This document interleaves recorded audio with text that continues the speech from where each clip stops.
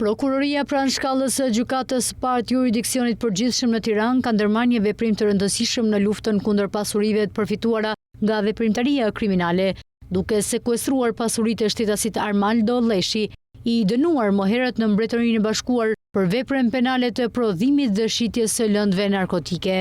Ky zhvillim vjen në kuadër të hetimeve të nisura mbi procedimin pasuror numër 04, datë 22 maj 2025, ku autoritetet shqiptare kanë bashkëpunuar ngushtë me palët ndërkombëtare për të zbardhur burimin e pasurive të Lleshit. Sipas Prokurorisë së Tiranës, asnjë analizë të hollësishme të dokumentacionit dhe dhënave financiare ka rezultuar se pasuritë në emër të tij dhe të afërmëve të tij nuk justifikohen nga burimet e lishme dhe dyshohet fort se rrjedhin nga veprimtaria kriminale në fushën e trafikut të narkotikëve.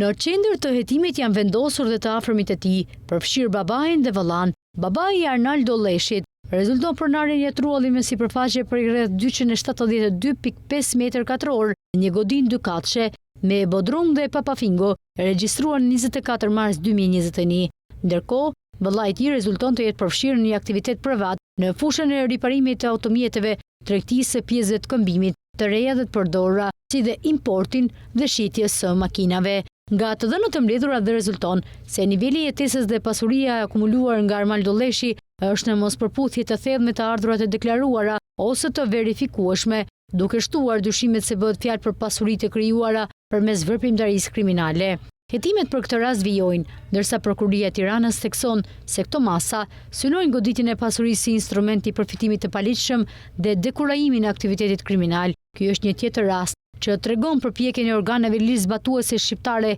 për të çmontuar sistemin ekonomik të krimit të organizuar, jo vetëm në territorin shqiptar, por dhe në bashkëpunim me vendet partnere. Prokuroria ka lënë të hapur mundësitë që hetimet të shtrihen dhe mëtej nëse zbulohen pasuri të tjera të lidhura me aktivitetin kriminal të subjektit nën hetim.